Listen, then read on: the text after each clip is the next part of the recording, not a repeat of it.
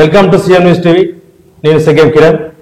ఈరోజు మనతో పాటు బీఆర్పీఎస్ వ్యవస్థాపక అధ్యక్షుడు కోట్ల వాసుదేవ్ గారు ఉన్నారు. బీసీలకు రిజర్వేషన్ కావాలని పోరాటం ప్రారంభించాడు. నమస్తే వాసుదేవ్ గారు. నమస్కారం అన్న. రాజ్యాధికారం ఎలా సాధ్యమైందని మీరు అనుకుంటున్నారు? ఈరోజు అక్కడ దేశంలో చూసుకోవచ్చు, తెలంగాణ రాష్ట్రంలో చూసుకోవచ్చు, అత్యధిక శాతం మరి బీసీలే ఉన్నారు. తెలంగాణలో ఏ నియోజకవర్గంలో చూసినా 60% పైన మరి ఈరోజు మా బీసీలే ఉన్నారు. స్వాతంత్రం వచ్చిన కా నుండి గత 70 సంవత్సరాల నుంచి మరి అధిక శాతం ఉన్న మా బీసీలము రాజ్యాధికారానికి నోచుకోలేకపోతున్నాం. అంటే ఇక్కడ తక్కువ శాతం ఉండి అగ్రకులాలే మరి 70 సంవత్సరాల నుంచి పాలిస్తున్నారు. ఎలక్షన్లు వచ్చే వరకే మా బీసీలని ఈ అగ్రకుల నాయకులే, అగ్రకుల పార్టీలే విడగొట్టి వాళ్ళకు మభ్యపెట్టి మమ్మల్ని ఏకం కాకుండా చేస్తున్నారు. అంటే మేము ఒక్కసారి ఏకమైతే మళ్ళీ వేరే ఉంటుంది. బీసీలు ఏకమైతే ప్రస్తుతం తెలంగాణ రాష్ట్రంలో బీసీల చైతన్యం పెరిగింది, చైతన్యం వచ్చింది. ఇవాళ మేము రాజ్యాధికారం అడుగుతున్నాం. ఇన్ని రోజులు ఏమడిగినాం మేము? మాకు హాస్టళ్ళు కావాలి, స్కూళ్ళు కావాలి, గురుకుల స్కూళ్ళు కావాలి, మెస్ ఛార్జీలు కావాలని అడిగినాం.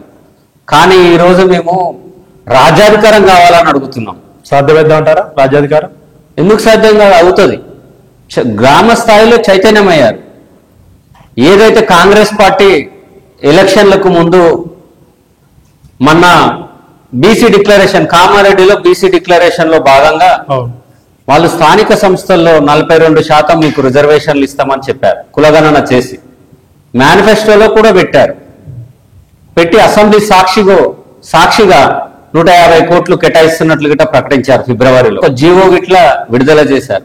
జానారెడ్డి లాంటి వ్యక్తులు బీసీలకు రిజర్వేషన్లు ఇవ్వద్దు, స్కిప్ చేద్దామనే ప్రయత్నం చేయబోతుండగా మా బీసీలు మేల్కొని ఈ విధంగా జరుగుతుందని మరి బయటికి వచ్చి అమర నిరాహార దీక్ష చేశారు. కులగణన చేసి 42% రిజర్వేషన్లు కావాలని. ఎవరంటే బత్తుల సిద్ధేశ్వర్, చాపర్తి గార్గ్య కుమారు, జక్కని సంజయ్ అని దగ్గర 16 రోజులు అమర నిరాహార దీక్ష చేశారు. 16 రోజులు చేయడం వల్ల ఏమైనా స్పందించిందా గవర్నమెంట్? ఇవాళ కులగణన స్టార్ట్ చేస్తున్నామని స్టార్ట్ చేశారు. అదొకటి. వీళ్ళు ఇక్కడ నిరాహార దీక్షలు చేయడం, అమర నిరాహార దీక్షలు చేయడం ఇదొకటి. మళ్ళీ బీసీ మేధావులు తాజ్ కృష్ణ హోటల్లో ఒక మీటింగ్ పెట్టుకున్నారు, బీసీ ఇంటలెక్చువల్ ఫోరం ఆధ్వర్యంలో. ఆ మీటింగ్ కి వేలాది బీసీ సంఘాలు, నాయకులు, విద్యార్థులు, మేధావులు భారీ ఎత్తున తరలివచ్చారు. ఆ మీటింగ్ గ్రాండ్ సక్సెస్ అయింది. అప్పుడు ప్రభుత్వంలో కొంచెం చలనం వచ్చి మేము బీసీ కులగణన స్టార్ట్ చేసి మీ స్థానిక రిజర్వేషన్లు మీకు ఇస్తాము అని చెప్పడం జరిగింది. 60 సంవత్సరాలు పాలించిన కాంగ్రెస్ పార్టీ ఇన్ని సంవత్సరాలు చేయండి, ఇప్పుడు ఎందుకు చేస్తానని ముందుకు వచ్చింది? ఎందుకు ఇప్పుడు కులగణన చేస్తుంది అనేది చాలా మంది జనాల ప్రశ్న. అయితే ఇది ఇప్పుడు కాదు, కులగణన చేయాలని ఎప్పటి నుంచో ఉన్నది. కానీ ఏ పార్టీలు ముందరికి రాలేదు. కులగణన చేస్తే ఇక్కడ వీళ్ళ పీఠాలు కదులుతాయని వాళ్ళకి తెలుసు. బీసీలు చైతన్యవంతం అయితే మా పీఠాలు కదులుతాయి, రాబోయే రోజుల్లో మాకు దెబ్బ పడుతుందని ఈ రాజకీయ పార్టీలకు, ఈ రాజకీయ నాయకులకు తెలిసి కులగణన చేయకుండా చేశారు. కానీ ఈరోజు రాహుల్ గాంధీ గారు మాత్రం బయటికి వచ్చి తను కులగణన చేయాల్సిన ఆవశ్యకత ఉంది. ఈ బీసీలలో ఉన్న కులాలను మొత్తం ఎక్స్రే తీయాలని అంటున్నాడు. అయితే రాహుల్ గాంధీ ఇప్పుడు కులగణన ఇప్పుడు ఎత్తుకోవడానికి కారణం ఏంటి అంటే మోడీ గవర్నమెంట్, బీజేపీ గవర్నమెంట్ దెబ్బతీయడం కోసమే ఈ యొక్క బీసీ కులగణన అనేది ప్రారంభిస్తున్నారు అనేది వాళ్ళ బీజేపీ వాళ్ళ ఆరోపణ. ఉండొచ్చు, అది ఇప్పుడు ఓట్ బ్యాంక్ కోసం ఉండొచ్చు.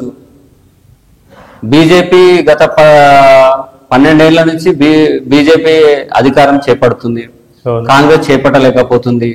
సో ఉండొచ్చు. కానీ మాకు ఇక్కడ ఏంటంటే మా బీసీలు మోసపోవడానికి రెడీగా లేరు. తెలంగాణ రాష్ట్రంలో 136 బీసీ కులాలు ఉన్నాయి.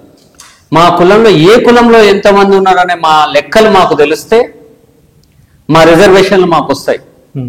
కేవలం మా రిజర్వేషన్ల కోసమే మేము మా కులగణన అడుగుతున్నాం. అయితే గత ప్రభుత్వం బీఆర్ఎస్ పార్టీ ఇంతకుముందు సర్వే చేసింది, అన్ని కులాలకు సంబంధించి సర్వే చేసింది. ఆ సర్వే బయట పెట్టలేదు వరకు మీ బీసీ సంఘాలను ప్రశ్నించే గవర్నమెంట్ ని. గత ప్రభుత్వము చేసింది సకుటుంబ కుటుంబ సర్వే అని చేసింది, వాళ్ళ లెక్కలు ఉన్నాయి, వాళ్ళ దగ్గర ఉన్నాయి. కానీ ఆ ప్రభుత్వము ఎప్పటికి కూడా ఆ ప్రభుత్వం బయట పెట్టలేదు, ఇప్పుడు వచ్చిన ప్రభుత్వం కూడా బయట పెడతలేదు. మేము దీని మీద మా బీసీ సంఘాలు ఎన్నోసార్లు రాష్ట్ర వ్యాప్తంగా ప్రశ్నించడం జరిగింది. పెట్టకపోవడానికి ఏంటంటే వాళ్ళకి భయం కదా, ఖాళీ ఏంటంటే వాళ్ళ లెక్కలు ఉన్నాయి, ఈ లెక్కలు ఓన్లీ ఎలక్షన్ కు మాత్రమే బీసీ వాడుకుంటారు. బీసీ నెంబర్ ఎందుకు భయం వాళ్ళకి? ఇప్పుడు ఎస్సీలకు సపరేట్ నియోజకవర్గాలు ఉన్నాయి, అవును, ఎస్టీలకు ఉన్నాయి, సపరేట్ ఉన్నాయి. బీసీలకు ఇట్లా ప్రత్యేక నియోజకవర్గాలు ఉండాలని అంబేద్కర్ గారు రాజ్యాంగంలో రాశారు. కానీ మాకు ఎక్కడ ఇవ్వడం లేదు. ఎందుకు ఇవ్వడం లేదు అంటే ఈరోజు బీసీలకు ప్రత్యేక నియోజకవర్గాలు ఇస్తే రాజ్యం వాళ్ళది అయిపోతుంది, వాళ్ళు ప్రభుత్వం ఏర్పాటు చేస్తారు. ఎందుకంటే అధిక శాతం ఉన్నోళ్ళు కదా. అట్లా మమ్మల్ని ఏమైనా జెండాలు మోసేటోళ్ళుగా, పల్లకీలు మోసేటోళ్ళుగా, పనికిరానోళ్ళాక వాళ్ళ కింద. అంటే ఇప్పుడు పార్టీలో అధికారంలో రావాలంటే కోట్ల రూపాయలు ఖర్చుతో పని. ఇప్పుడు బీసీలో అంత కోటీశ్వరులు ఉన్నారంటారా? 100 కోట్లు 1000 కోట్లు ఉన్నారు. గ్రౌండ్ లెవెల్లో బీసీలు చైతన్యవంతం అయితే ఏ డబ్బు పనిచేయదు. ఒక్కసారి మన ఓట్లు మనం వేసుకోవాలి అనే సోయి వస్తే బీసీలలో ఏ డబ్బు పనిచేయదు. ఆర్ కృష్ణ బీసీ సంఘం, నారగోని బీసీ సంఘం, సూర్యారావు గారు బీసీ టైమ్స్, ఇప్పుడు ప్రజెంట్ ఇప్పుడు మీది, ఇవన్నీ ఐక్యమై ఏ రోజు బీసీలకు రాజ్యాధికారాన్ని సాధిస్తారు మీరు? మేము ఐక్యమైనము.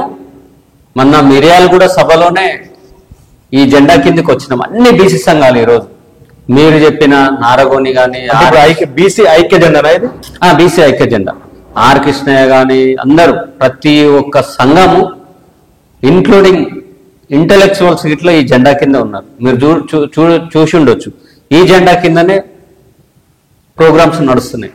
మొన్న భూపాలపల్లిలో బీసీలు రాజ్యాధికారం అనే సమావేశం కూడా జరిగింది.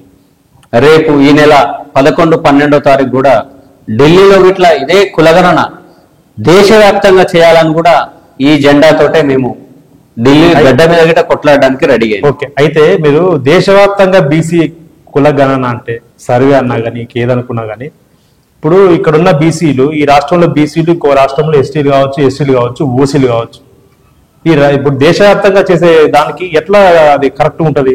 కులగణన అనేది ఎట్లా మనం సాధించగలుగుతాం? ఇప్పుడు ఇక్కడ నా సామాజిక వర్గం నేను బీసీ, ఇక్కడ ఇంకో రాష్ట్రంలో నేను ఓసీగా ఉన్నా, ఒక రాష్ట్రంలో ఎస్టీగా ఉన్నా, ఎస్సీగా ఉన్నా నేను. ఇప్పుడు ఈ కులగణన అంతా మరి అన్ని కలిపి చేసినప్పుడు, దేశవ్యాప్తంగా చేసినప్పుడు, ఒక్కొక్క రాష్ట్రంలో ఒక్కొక్క ఉన్నప్పుడు వాళ్ళు ఎట్లా కలిసి మెలిసి ఉంటారు? వాళ్ళు ఎట్లా కేటగిరీ ఎట్లా అవుతారు? ఎట్లా సాధ్యమైంది వాళ్ళ ఐక్యత? బీసీల ఐక్యత ఎట్లా సాధ్యమవుతుంది? అయితే ఇక్కడ ఏంటంటే మా బీసీలలో రజకులు ఉన్నారు కదా, రజకులు గిట్ట 9 రాష్ట్రాలలో ఎస్సీలలో ఉన్నారు. సో దీనివల్ల ప్రాబ్లం ఏం కాదు. ఇప్పుడు తెలంగాణ రాష్ట్రం కులగణన చేస్తుంది. కులగణన చేస్తే ఈ రాష్ట్రంలో ఏ కులం వాళ్ళు ఎంతున్నారు అనేది క్లియర్ గా లెక్కలు ఉంటే ఈ రాష్ట్రం వరకే కదా రిజర్వేషన్లు, అంతే ఈ రాష్ట్రం వరకే కదా, ఈ రాష్ట్రం పరిధిలో ఏ కులం వాళ్ళు ఎంతుర్రు అనే ప్రాతిపదికన రిజర్వేషన్లు ఇవ్వచ్చు. అదేవిధంగా దేశవ్యాప్తంగా కులగణన చేస్తే ఏ రాష్ట్రంలో ఏ కులం వాళ్ళు ఎంతుర్రు అనేది తెలిస్తే వాళ్ళకు తగ్గట్టు రిజర్వేషన్ ఫలాలు అందుతాయి. ఒకటి రిజర్వేషన్లు ఇట్లా ఇప్పుడు ఇంద్ర సహాని కేసు ఉంది, అందులో 50%కు రిజర్వేషన్లు ఎక్కువ ఇవ్వకూడదు అనేది ఉంది. కానీ ఈ రోజు తమిళనాడులో 69% రిజర్వేషన్లు అమలవుతున్నాయి అక్కడ. మరి అది రాజ్యాంగ ధిక్కారం అన్నట్టే కదా. అంటే ఇక్కడ ఏ రాజ్యాంగంలో అంటే ఇక్కడ ఓన్లీ బీసీలకు కాదు, బీసీలకు, ఎస్సీలకు, ఎస్టీలకు కలిపి అంటే 50% తగ్గొద్దని చెప్పింది ఇంద్ర సహాని కేసులో. మొత్తం రిజర్వేషన్ 50% తగ్గొద్దని చెప్పింది. రిజర్వేషన్ ఎక్కువ ఉండొద్దు, ఎక్కువ ఉండొద్దు అని చెప్పారు. అయితే తమిళనాడులో 60% రిజర్వేషన్లు అమలవుతున్నాయి ఎస్సీ, ఎస్టీ, బీసీలకు.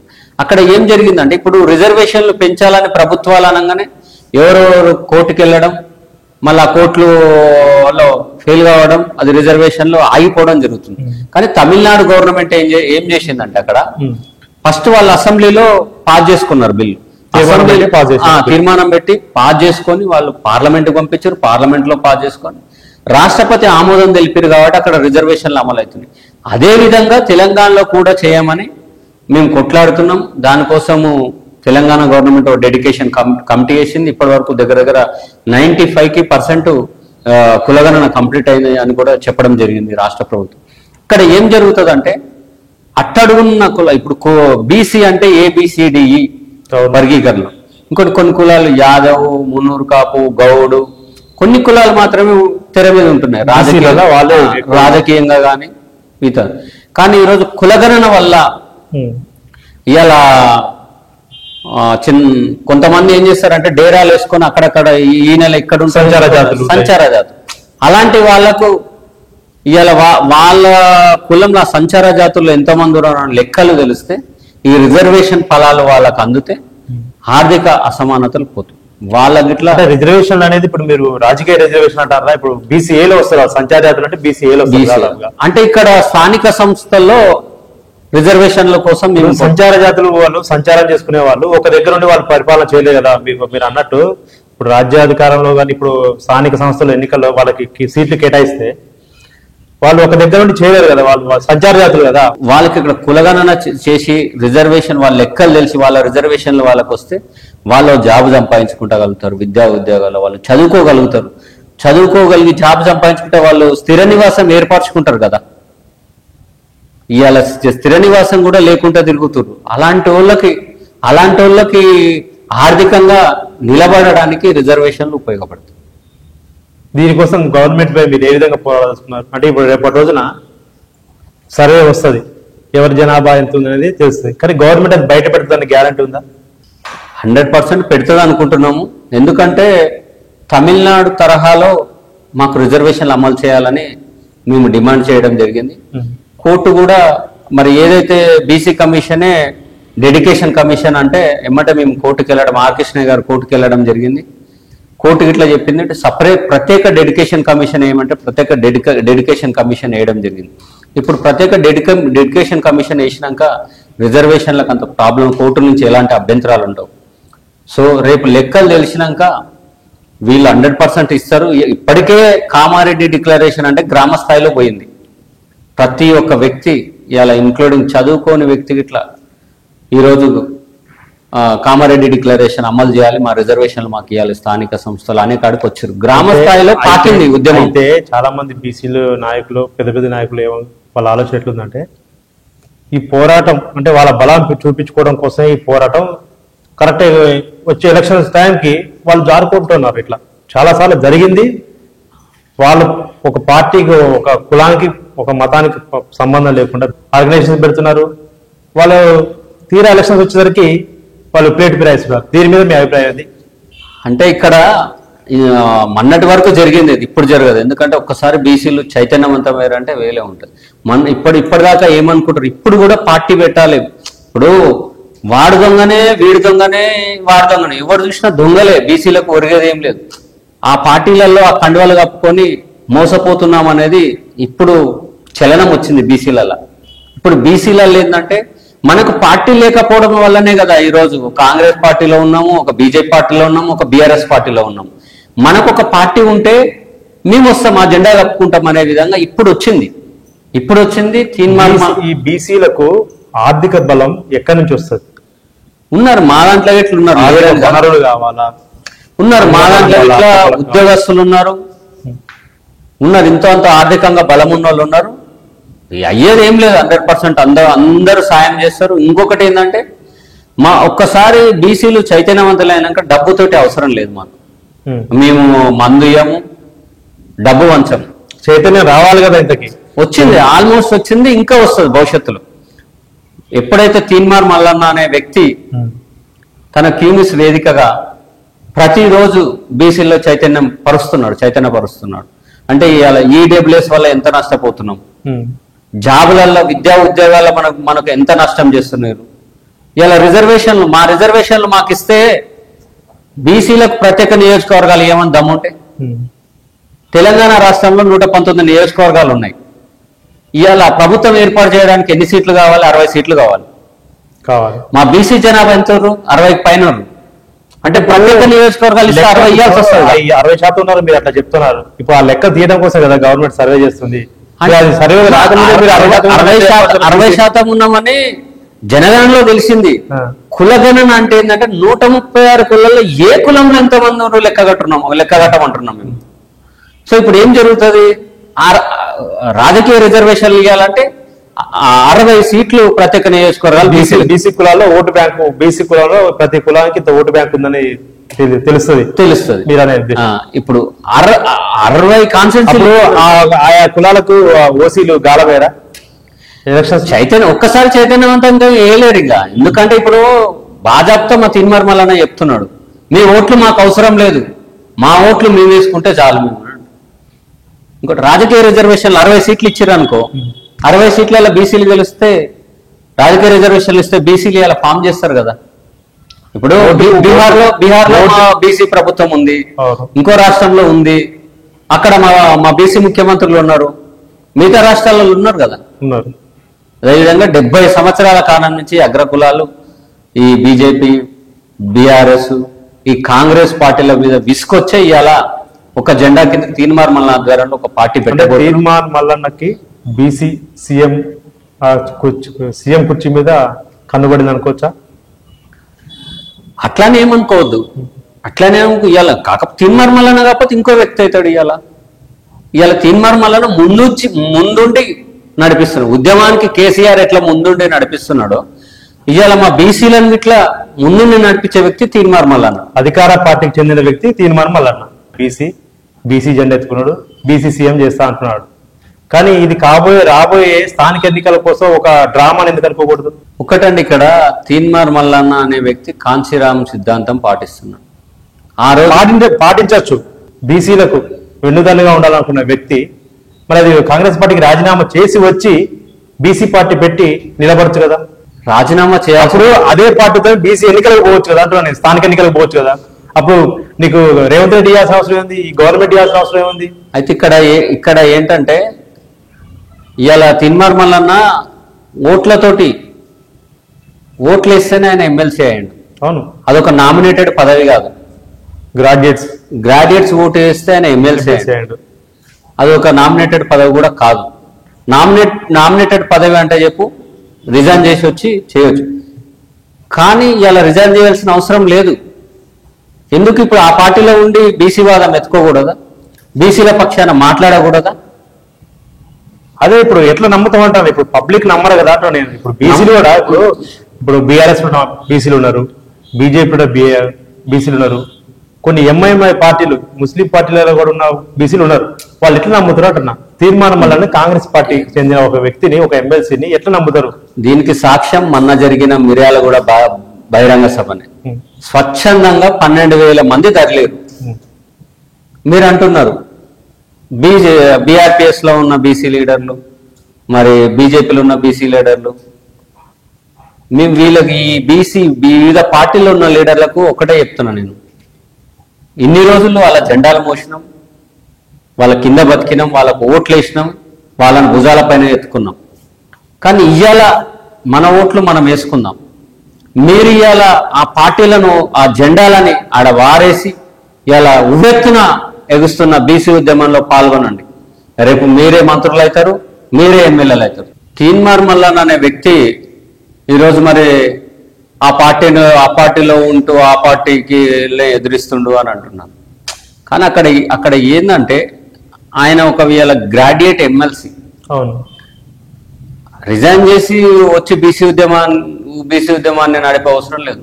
ఎమ్మెల్సీగా ఉండి ఇట్లా ఇవాళ దమ్ముంటే వాళ్ళకు మరి పార్టీ నుంచి బహిష్కరించమను మల్లానని.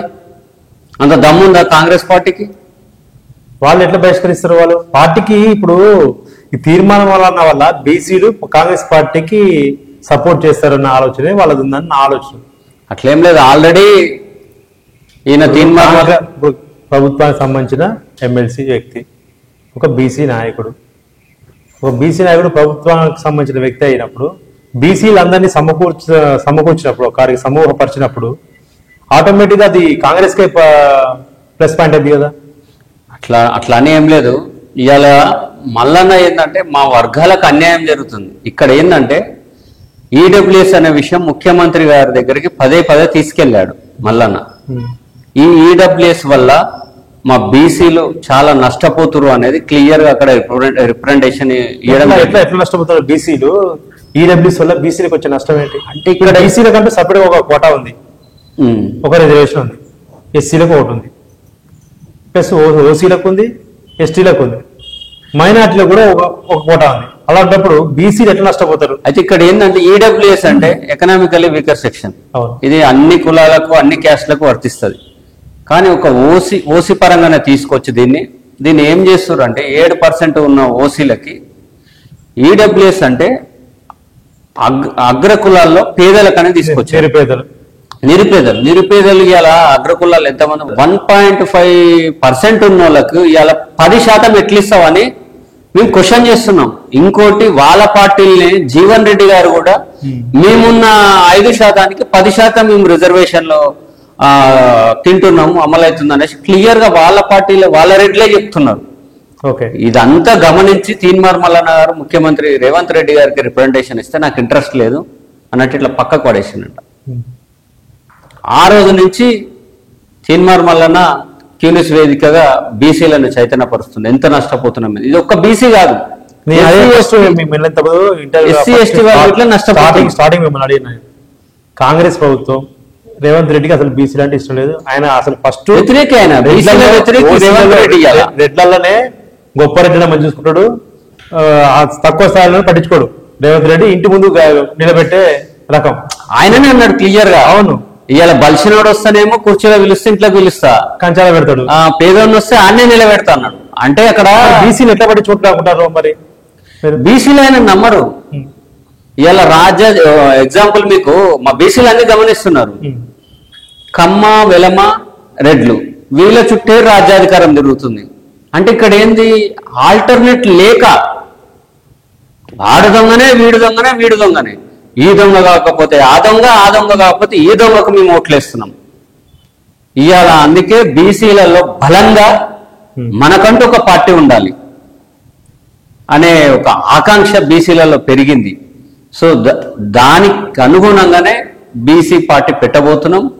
మా బీసీల మా ఓట్లు మేమే. పార్టీ ఎవరు పెడుతున్నారు? ఇవాళ అన్ని సంఘాలు కలిసి జెండా కిందకి వచ్చాము. ఇదే బీసీ జెండా, ఇది తీన్మార్ మల్లన్న ఆధ్వర్యంలోనే ఉంటది. సరే ఇవాళ అధికార పార్టీలో ఉండు తీన్మార్ మల్లన్న కాంగ్రెస్ ఎమ్మెల్సీ అంటే అవకాశం వచ్చినప్పుడు ఆ పార్టీ నుంచి బయటికి వస్తాడు, ఈ బీసీ పార్టీకి నాయకత్వం వహిస్తాడు. తీన్మార్ మల్లన్న బీసీ గలవెత్తుకున్నాడు, బీసీ నాయకుడు, బీసీ పార్టీ జెండా అధ్యక్షుడు మొత్తం ఆయన. అయితే బీసీలకు సంబంధించి ఎప్పటి నుంచో బీసీ సంఘాలు పెట్టి బీసీల అభివృద్ధి కోసం, ఆకాంక్షల కోసం పనిచేస్తున్న వాళ్ళు ఉన్నారు.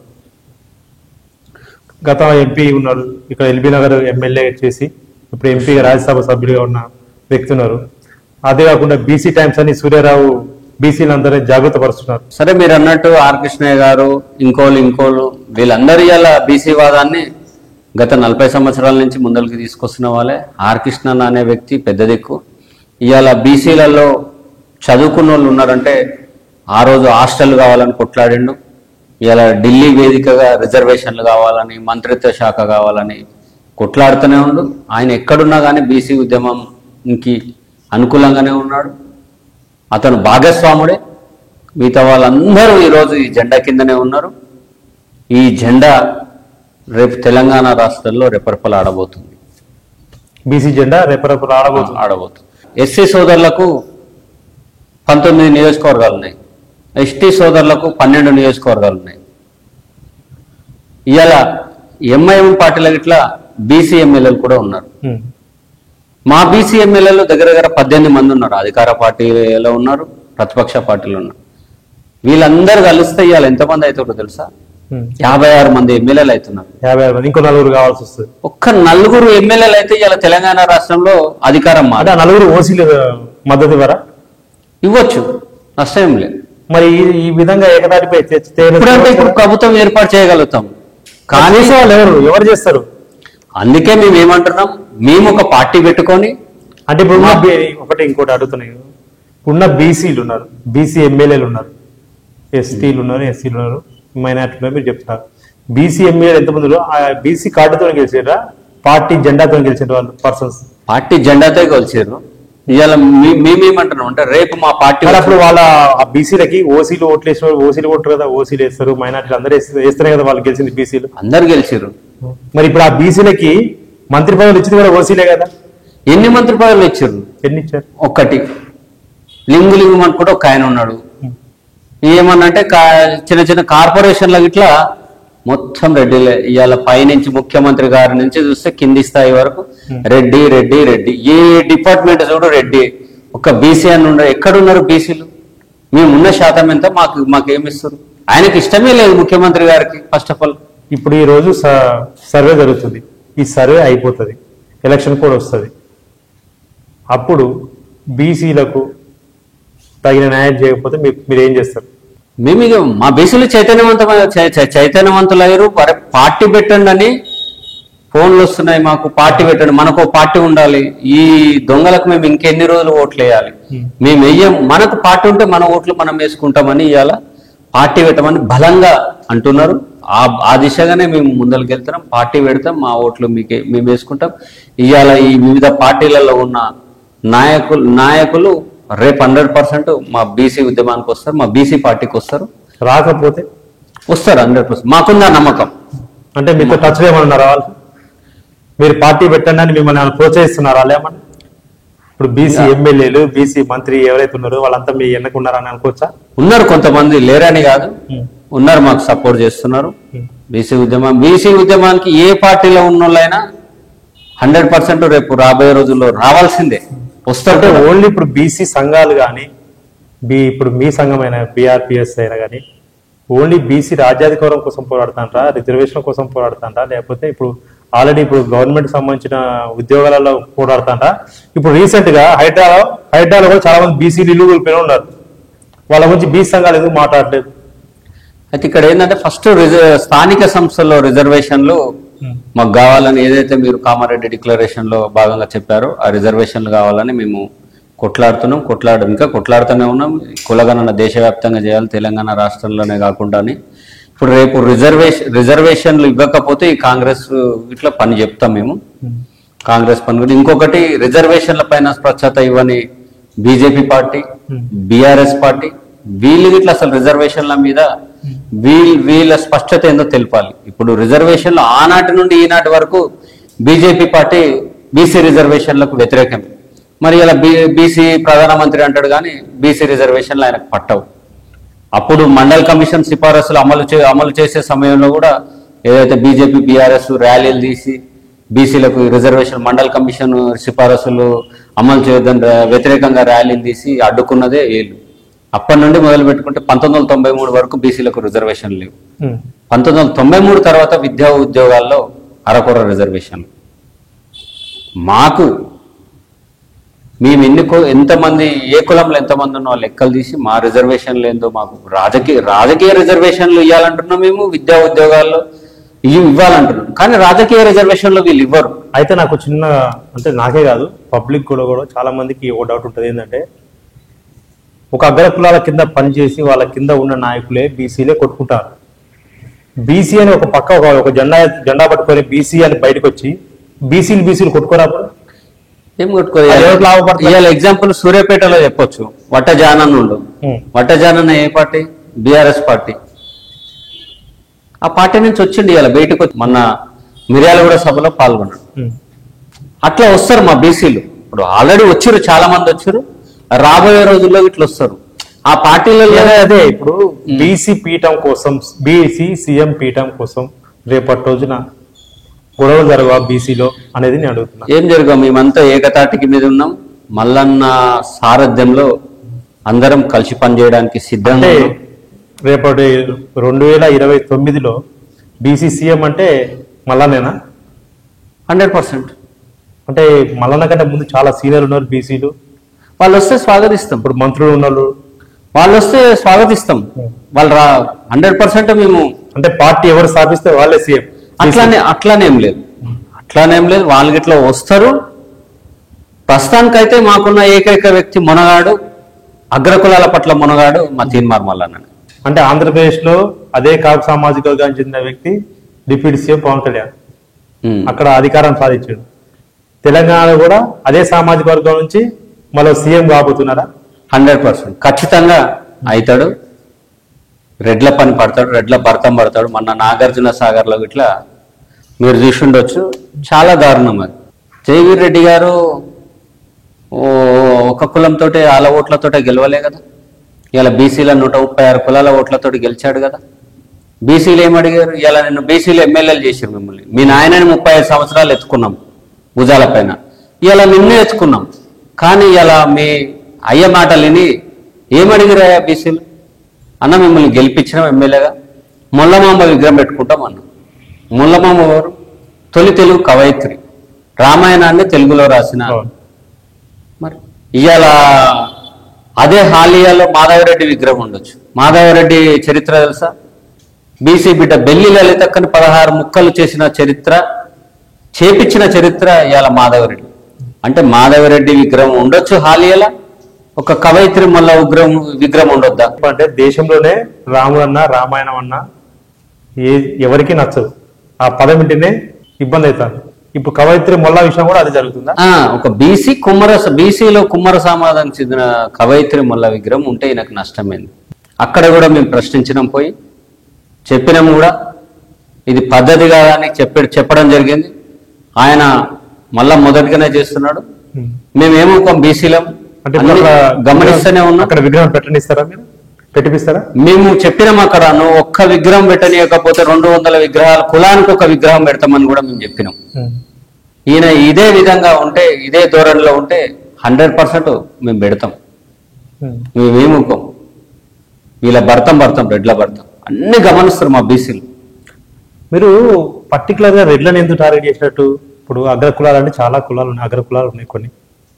అన్ని కులాలను కాకుండా ఓన్లీ రెడ్లు అని ఎందుకు రెడ్ల మీద పడతాను? అంటే సీఎం రేవంత్ రెడ్డి సీఎం ఉన్నాడనా?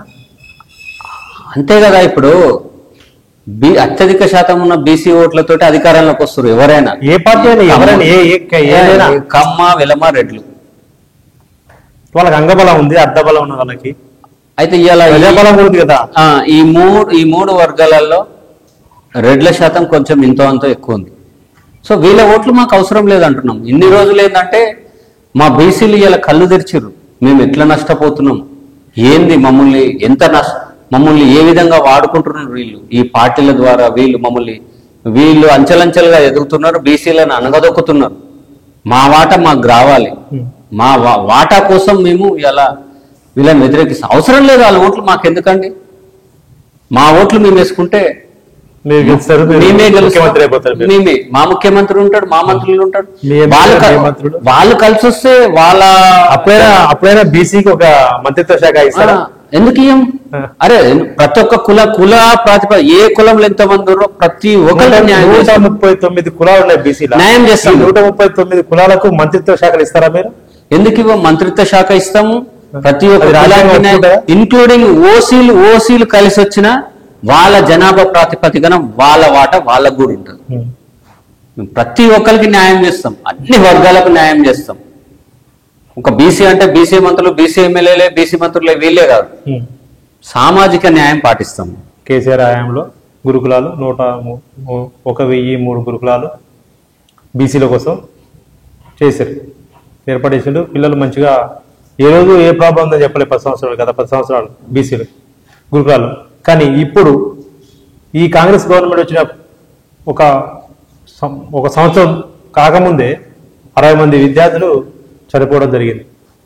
దీన్ని ఎట్లా చూస్తారు మీరు? అయితే ఇక్కడ గత ప్రభుత్వంలో ఇట్లా జరిగినాయి ఇవి గురుకులాలలో, ఇప్పుడు ఈ ప్రభుత్వంలో ఇట్లా జరుగుతున్నాయి. అసలు ఇక్కడ ఏంటంటే ఇది అంటే ఫుడ్ పాయిజన్ అంటే ఫుడ్ ఇవ్వలేదు స్థాయికి ఉందా గవర్నమెంట్?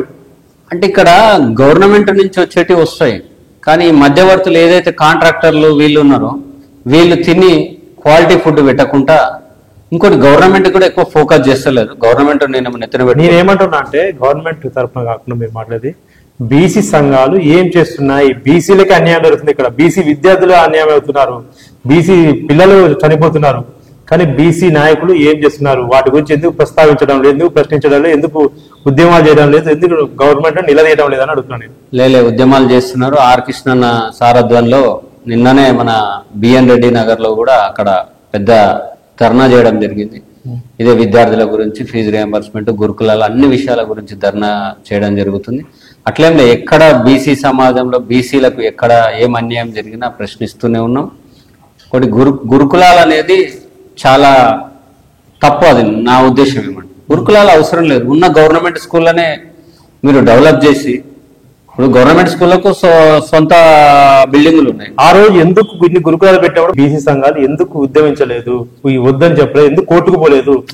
కోర్టుకు పోయేటట్టు ఇప్పుడు ఎన్నో జీవోలు వస్తున్నాయి, కోర్టుకు పోతే ఆగిపోతున్నాయి, ఎన్నో నోటిఫికేషన్లు వస్తున్నాయి, కోర్టుకు పోతే అక్కడ ఏంటంటే కానీ బీసీకి ఇప్పుడు బీసీలు గవర్నమెంట్ బడులు ఆఫ్ చేసి బీసీ గురుకులాలు స్టార్ట్ చేసినప్పుడు గవర్నమెంట్ ఎందుకు బీసీ సంఘాలు కోర్టు మెట్లు ఎక్కలేదు? అంటే ఏంటంటే గురుకులాలు స్థాపిస్తున్నాము అని అంటే మొట్టమొదటి గురుకులాల సర్వేల్ గురుకులు. ఆ సర్వేల్ గురుకులాల నుంచి ఇలా ఎంతో మంది ఐఏఎస్లు అయ్యారు, ఐపీఎస్లు అయ్యారు, డీజీపీ మహేందర్ రెడ్డి అదే గురుకుల స్కూల్, మొట్టమొదటి గురుకుల స్కూల్. ఆ విధంగా ఉంటాయని అనుకున్నాం, కానీ ఈ విధంగా ఇట్లా అరకొర వసతులు పెడతారని మేము మా పిల్లలకు అన్యాయం చేస్తారు అనుకోలేదు. ఇంకోటి ఇది గిట్ల ఏంటంటే కమిషన్ల కోసం, గురుకులాల పేరు మీద ఇట్లా కమిషన్ల కోసం తింటున్నారు. పేద ప్రజల వచ్చే డబ్బు వాళ్ళు తింటున్నారు. ఇక్కడ క్వాలిటీ ఫుడ్ పెట్టకపోవడం ఇదంతా. మేమేమంటామంటే గురుకులాలు అవసరమే లేదు, గవర్నమెంట్ స్కూల్ మీరు డెవలప్ చేయండి. మా ప్రభుత్వం వస్తే విద్యా వైద్యం ఫ్రీ, ఈ కార్పొరేట్ వ్యవస్థ ఉండదు. రేపు మా అంటే అది మీరు చెప్తున్నా, తీర్మానం మళ్ళీ చెప్తాడా లేకపోతే తీన్మార్ మల్లన్న ఇట్లా ఉచిత విద్యా వైద్యం అనే దాని మీద ఉన్నాడు. ఆల్రెడీ ఆయన క్యూనిస్ వేదిక ఇట్లా ఉచిత విద్యా వైద్యం కల్పించాలన్నాడు. కార్పొరేట్ వ్యవస్థ అనేది ఉండదు, శ్రీ చైతన్య నారాయణ ఈ వ్యవస్థ ఉండదు. మా బీసీ ప్రభుత్వం వస్తే అందరికీ ఉచిత, ఇన్క్లూడింగ్ ఓసీలతో కలిపి కూడా ఉచిత విద్యా వైద్యం మేము కల్పిస్తాం. మీరు అనుకున్న బీసీ రాజ్యాధికారం సాధించాలని, మీ పార్టీ ముందుకెళ్లాలని, బీసీల సంక్షేమం కోసం, వారి రాజకీయ అభివృద్ధి కోసం పాటుపడాలని కోరుతూ సెలవు. Thank you.